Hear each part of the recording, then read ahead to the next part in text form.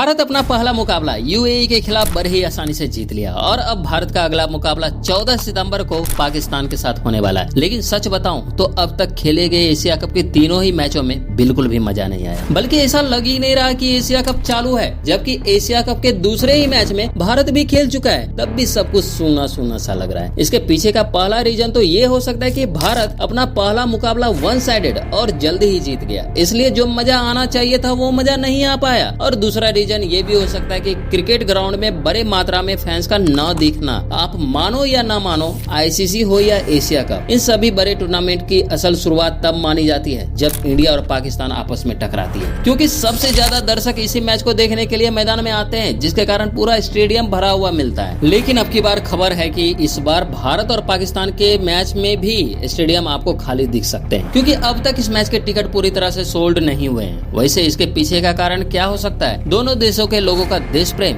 या फिर कुछ और? पहलगाम अटैक के बाद जिस तरह से दोनों देशों के बीच गहमागहमी हुई, इसलिए हो सकता है कि लोग इस मैच का बहिष्कार करने के इरादे से टिकट ना खरीद रहे हो। यदि ऐसा आप सोच रहे हो तो आप पूरी तरह से गलत हो, क्योंकि ऐसा नहीं है कि इस मैच के सारे टिकट ही नहीं बिके, बल्कि वो टिकट नहीं बिके हैं जो महंगे हैं। बोले तो वीआईपी टिकट, क्योंकि 2 वीआईपी टिकट के दाम 2.5 लाख रुपए तक देने पड़ रहे हैं। अब आप खुद ही सोच सकते हो कि जब इंडियन इतने महंगे टिकट नहीं खरीद पा रहे हैं तो पाकिस्तान की औकात ही कहाँ टिकट खरीदने की, क्योंकि जितने रुपए में वो एक दिन का मैच देखने के लिए टिकट खरीदेंगे, उतने रुपए में वो अमेरिका से पानी खरीद कर कई दिनों तक अपना पिछवाड़ा धो सकते हैं। ये बड़ी अच्छी बात कही है। वैसे अब तक टिकट ना बिकने का कारण ये भी हो सकता है कि लोग रेट कम होने का इंतजार कर रहे हैं, क्योंकि मैच नजदीक आने तक यदि टिकट पूरी तरह से सोल्ड ना हो तो टिकट प्राइस कम भी कर दिए जाते हैं। You very चालाक ब्रो।